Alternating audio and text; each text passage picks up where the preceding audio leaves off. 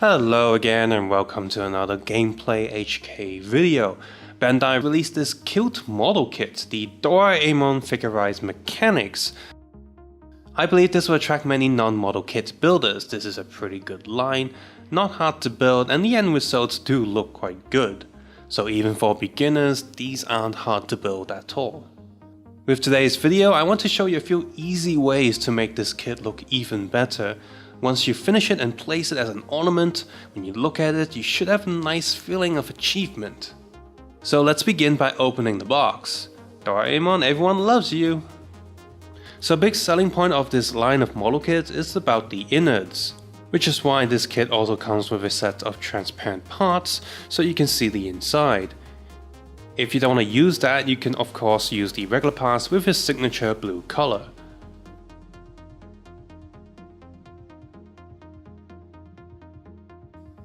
Quick look here, there's silver, grey, gold and red.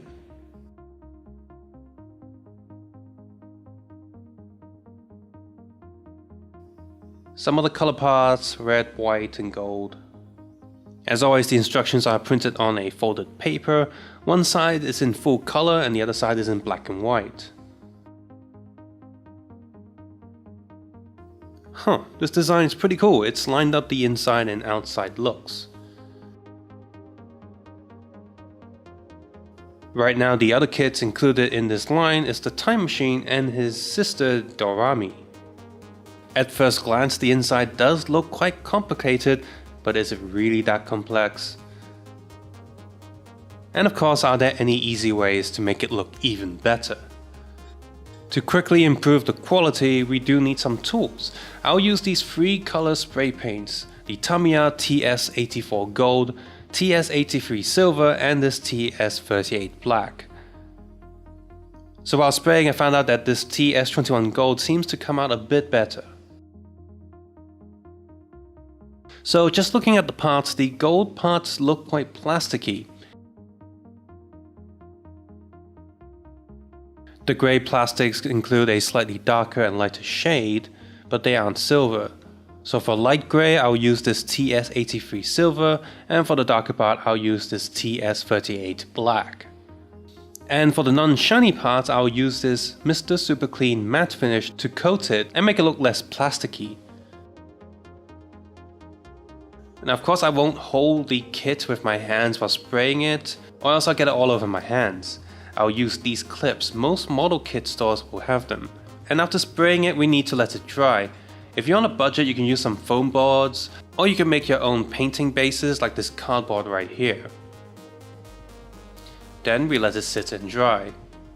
Now this is homemade, but model kit shops do sell something similar. Then we'll use some clippers to separate the pieces. Most model builders will use these flat clippers, and then use a modeling knife to flatten the edges. Finally, we'll use some sandpaper to polish the edge and smooth it out. There are 2 types of sandpaper here. The first one is a 600 grit and the next one is 1000. The bigger the number, the finer the sand.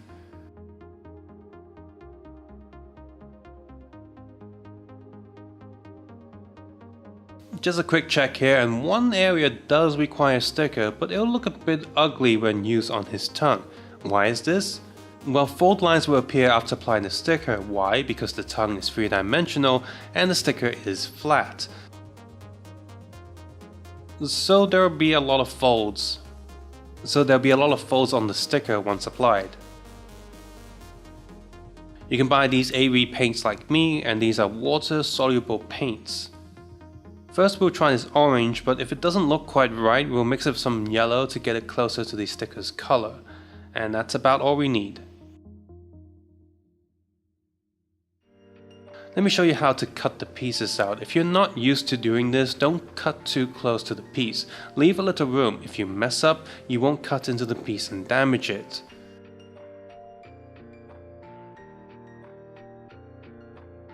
With the remaining excess, just slice it off with a knife. You can get these from a model kit shop. If you can, do it in a few extra slices. The end result will be a bit smoother.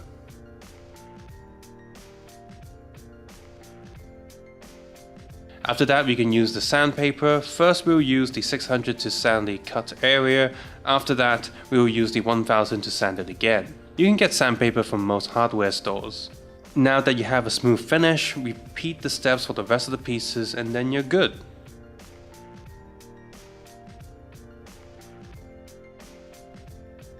Next, I'm here mixing the paints.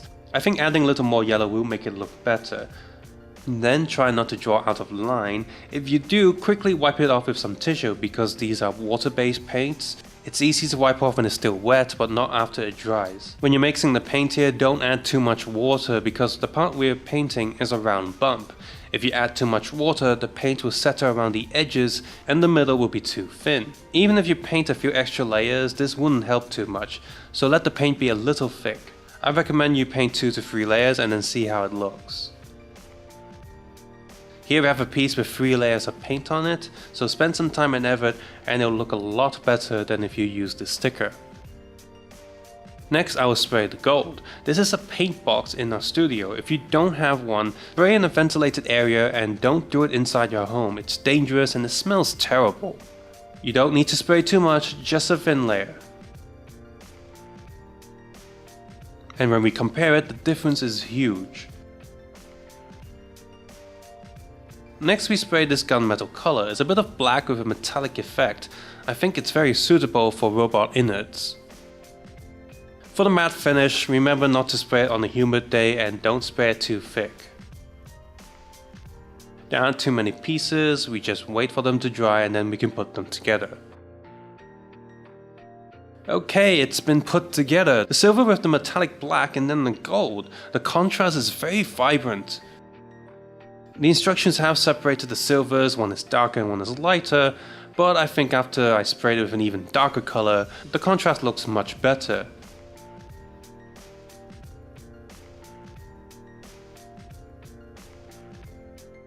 What do you guys think? So that's the inside of the kit, time to assemble the outside.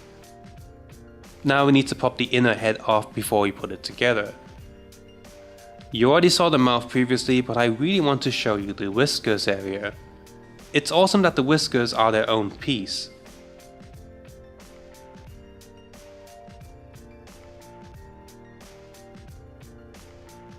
Then we place this on the front panel and then we add the eyes.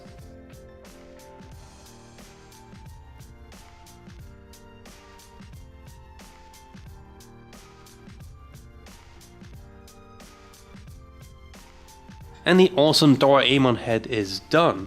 With its matte finish spray, it really looks different to just plastic. Place this on top of the inner head and then place the back.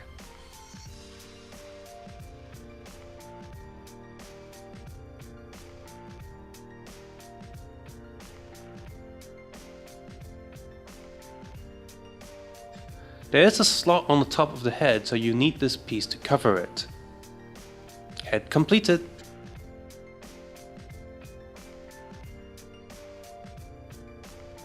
Then his body. First we need to remove the arms and tail.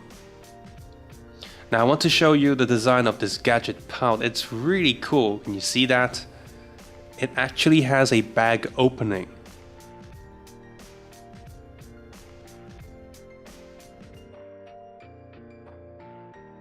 Then we plug this onto the torso piece and hey, you see the opening again?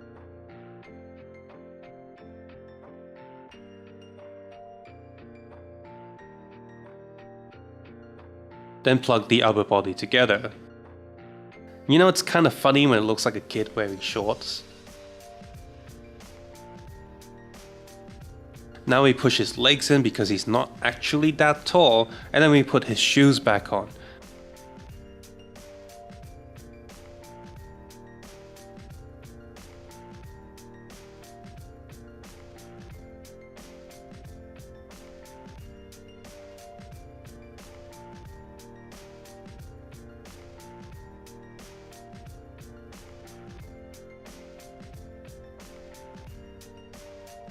There is some articulation here, but it does show the mechanics inside, which doesn't happen in the anime or manga.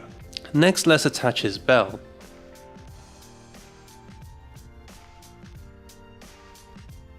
With the tail, I've already attached the red ball to it.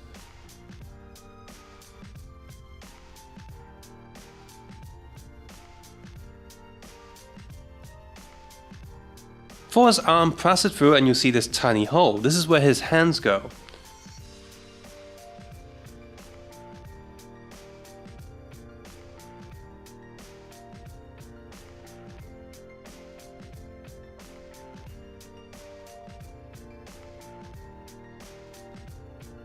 His arms are done. And now for the last step.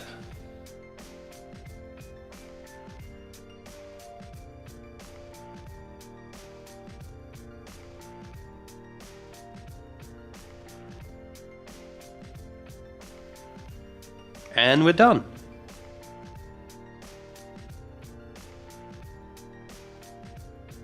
Oh wait, there's a hole on the back. This is for the figure stands. But I think he doesn't really do any extreme poses and he can stand up quite well, so he doesn't really need the stand. So let's put the red piece in to cover it.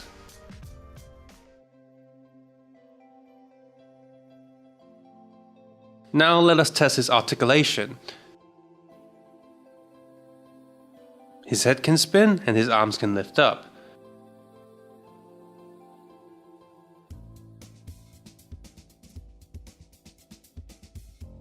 Legs can move, but it shows the inside and it can only move about this much.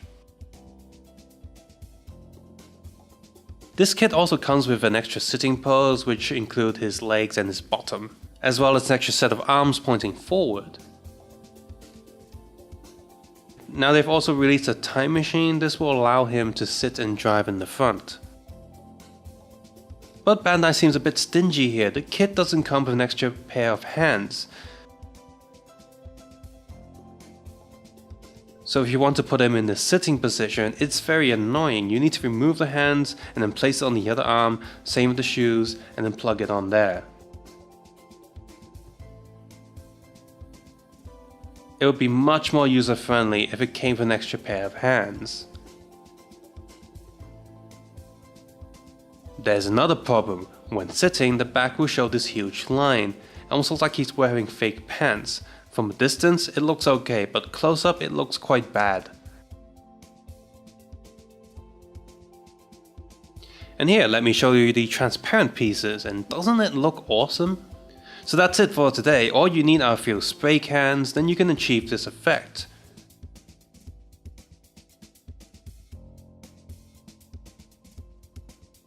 You really shouldn't skip on the gold paint. If you just build it, the bell looks very plasticky and will not have this reflective shine. As you can see with this kit, Doraemon has a lot of seam lines. Unfortunately, his selling point is his innards. So they left some gaps for you to see the insides, and you cannot fill the seam lines outright. So while the look is a little bit off, overall I'm happy with this kit. It is a little pricey at 200 Hong Kong dollars and there aren't that many pieces, so I think it'll be much better around 150 or 160 Hong Kong dollars. So I hope you share this video with other Doraemon fans and people who want to improve their kits. I hope this helped. See you next time with some other model kits. Bye bye.